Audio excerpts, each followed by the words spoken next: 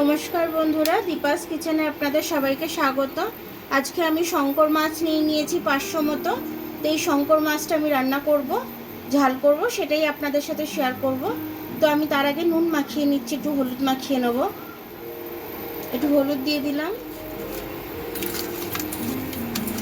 মাছটাকে ভালো করে একটু নুন হলুদ মাখিয়ে নেব। গরম হয়ে গেছে, মাছগুলো দিয়ে দেবো আমি।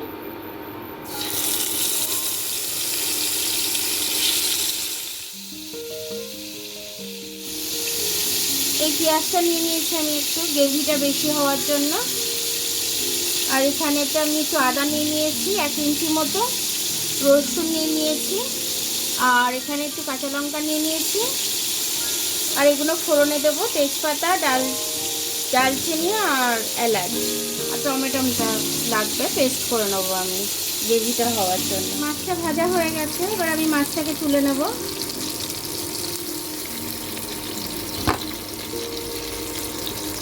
দালচিনি আর এলাচটা আমি ফোড়নে দিয়ে দিলাম। পেঁয়াজটা দিয়ে দেবো,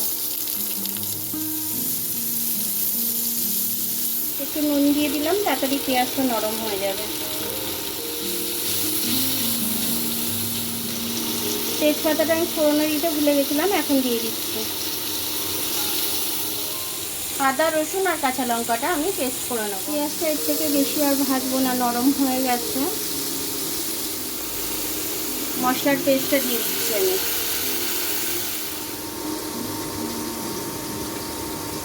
কালারের জন্য একটু কাশ্মীরি লাল লঙ্কা দিয়ে দেবো, একটু জিরে দিয়ে দেবো, অল্প একটু ধনে গুঁড়ো দিয়ে দেবো, অল্প, একদম বেশি না। তো এটাকে আমি খুব ভালোভাবে কষে নেবো। একটু হলুদ গুঁড়ো দেবো আমি, হলুদ গুঁড়োটা দিইনি এখনো। একটু হলুদ দিয়ে দিলাম আমি। এবারে জল দিয়ে দিচ্ছি মশলাটা কষার জন্য।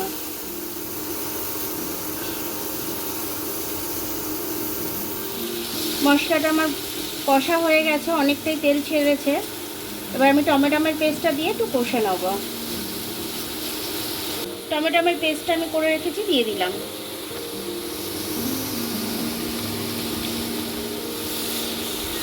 টমেটোটা দিয়ে একটু কষে নেবো ভালো করে। হয়ে গেছে মশলা কষার মধ্যে একটু গরম মশলা দিয়ে দিচ্ছি আমি।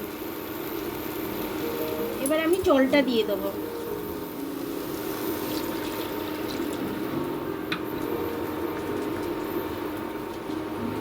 মাছটা দিয়ে দেবো আমি।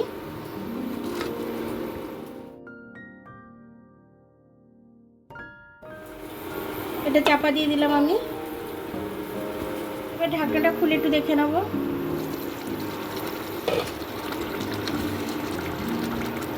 এটা হয়ে গেছে, এবার আমি এটাকে নামিয়ে নেব। তার আগে একটু নুনটা টেস্ট করে নেবো আমি।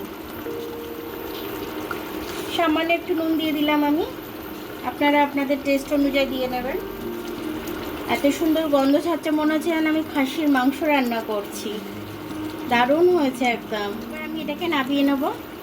এটা কিন্তু ভাত দিয়ে খেতে খুব দারুণ লাগবে, রুটি দিয়ে খেতেও দারুণ লাগবে। শঙ্কর মাছটা আমি রান্না করেছি, মনে হচ্ছে যেন আমি খাসির মাংস রান্না করেছি। এত সুন্দরই গন্ধ ছাড়ছে এবং খেতেও খুব টেস্টি হয়েছে। তো আপনারা অবশ্যই এরকমভাবে করে খাবেন, খেয়ে কমেন্টস করে আমাকে জানাবেন যে আপনাদের কেমন লাগলো। আমার ভিডিওটা দেখার জন্য অনেক অনেক ধন্যবাদ। আমার ভিডিওটা যদি আপনাদের ভালো লাগে, লাইক, সাবস্ক্রাইব, বেল আইকনটা একটু টিপে দেবেন। আর যদি ফেসবুক থেকে দেখেন, লাইক আর ফলোটা একটু করে দেবেন। আবার কাল দেখা হবে নতুন রেসিপির সাথে। ততক্ষণ আপনারা ভালো থাকবেন, আমি আসছি।